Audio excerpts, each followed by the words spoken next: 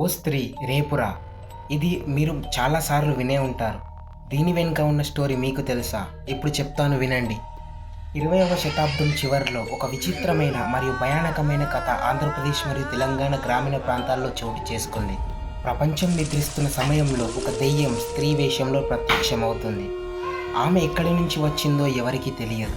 ఆమె ఇంటింటికి వెళ్ళి ఎవరైనా ఉన్నారా అంటూ తలుపు తట్టేది. తలుపు తెరిస్తే తలుపు తెరిసిన వ్యక్తిని భయంకరంగా చంపేది. ఒకవేళ ఎవరైనా ఆమెకు దారిలో ఎదురుపడితే వారు అనారోగ్య పాలయ్యారు. ఇక అప్పటి నుంచి ఆ గ్రామస్తులు తలుపులపై ఒక వింత సందేశాన్ని రాసేవారు. అదేంటంటే, ఓ స్త్రీ రేపురా. ఇది చదివిన ఆ దెయ్యం ఆ ఇంటికి మరుసటి రోజు వచ్చేది.